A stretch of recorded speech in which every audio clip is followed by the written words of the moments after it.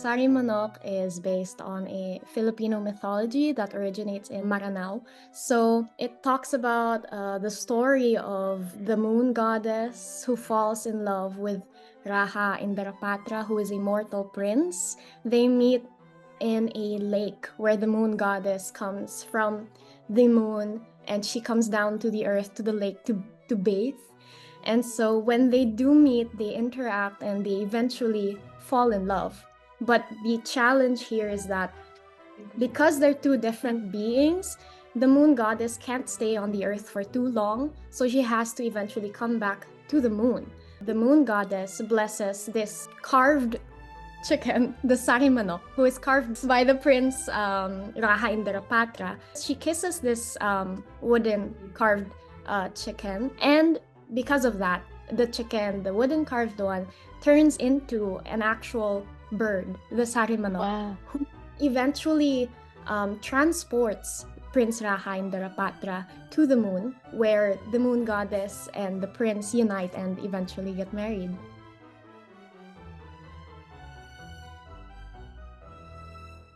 Hi, guys. Welcome to So Jannelle. I'm your host, Janelle So, bringing you stories of immigration and representation every week here on So Jannelle. And I'm so excited, as I am every week here on the show, bringing you different stories.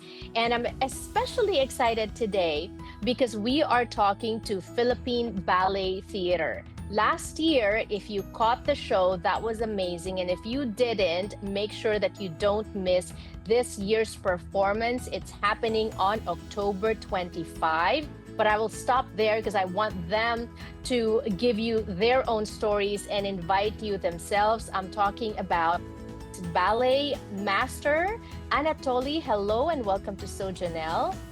And we also have Ronilo. Ronilo is the artistic director of Philippine Ballet Theatre. Hello and welcome to So Jannelle, you guys, and welcome back to the US. Thank you. Thank you. I guess my first question is because we're jumping off PBT's Ibalon production last year. It was for people that are not familiar. How would you introduce PBT? So, Philippine Ballet Theatre is a resident company of the Cultural Center of the Philippines, a ballet company.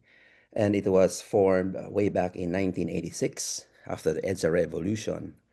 And then recently it became the national company for dance of the Philippines. As part of being national company of the Philippines, they are expected us to make Filipino ballets and produce also classical and contemporary dances as well. I love that you mentioned Filipino ballet because it's really telling this Filipino story in the form Yes. of movement, which specifically is ballet. And here enters Anatoly, our ballet master.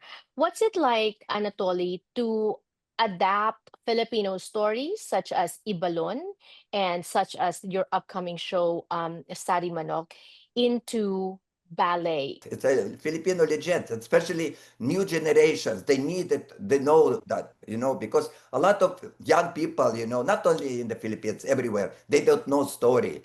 For Right. example, Filipino stories, especially, when they watching our production, especially Ron choreography. They told me, even young people, I go to young generation. I told them, do they like it? Yes, they're beautiful. We show them Filipino culture, Filipino stories, Filipino legend. How about the beautiful legend? Right. And this is a true story. I brought my at that time she was 8 years old to ballet to watch you guys at the Ibalon last year in Cerritos, and she's been waiting a full year. When I told her now that we're going to watch it again, she got so excited. In fact, there's another event. She's being invited to sing, but it's on the same day. And I go, would you rather sing there or would you rather watch? And at first she was like, oh, mommy. I go, what? And she goes, I'd really rather watch. I don't want to miss the ballet. And now she wants to invite some of her friends. Ron, Yeah. this is so beautiful because Please, Anatoly please, please. really raised an important point is that the younger generation, as a Filipino culture, and I think in most cultures with early civilization, we pass down our traditions and our stories and our culture through spoken word. But movement is something universal, and movement is something that will never go away. There's a lot of stories around like the whole Philippines. You have from Luzon, Visayas, and Mindanao. The Mindanao, culture is yes. really rich, no?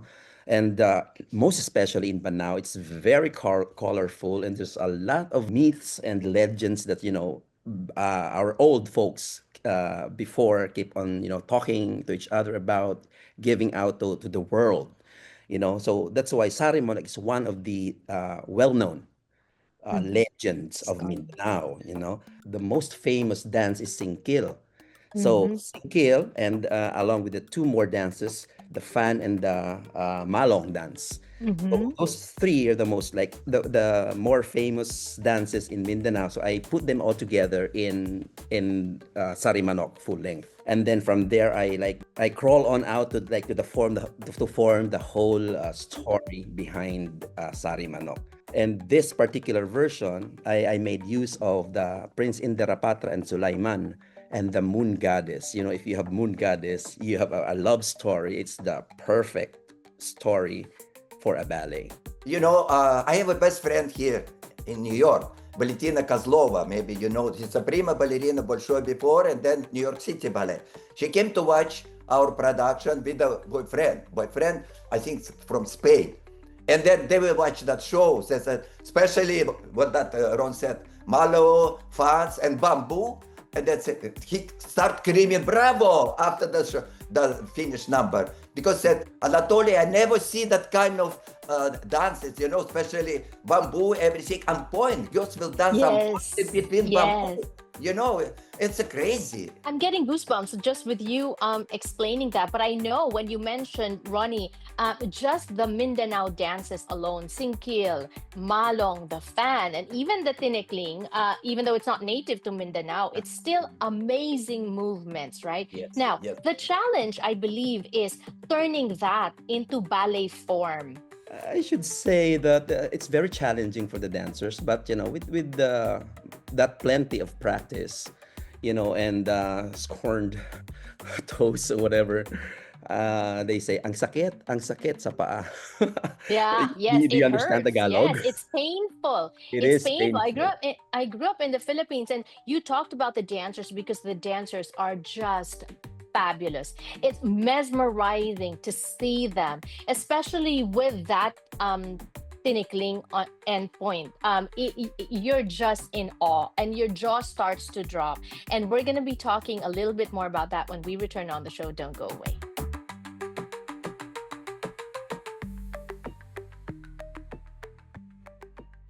Thank you for sharing your time with us here on So Jannelle. Happy Sunday if you're watching on TFC. Happy Saturday if you're watching on ANC. And happy Monday if you're watching on KXLA, which is a local channel here in Southern California. We are also available on demand on I Want TFC, and we are always on our social media platforms at So Jannelle TV with your stories of immigration and representation. Joining us today, representing us in the ballet field, in the field of ballet worldwide, is Philippine Ballet Theatre. And two of their leaders and pillars are joining us today on the show. And we've been talking about, from Ibalon to Sarimanok, that's happening October 25th. Information on the screen. You wouldn't want to miss that. Ronnie, why is it important for Philippine Ballet Theatre to bring a production like this to a bigger So audience? Yes, yes. the world would Yes. know how rich the culture of the Philippines, and it's really important for like the new generations to watch what kind of beings are these Filipinos.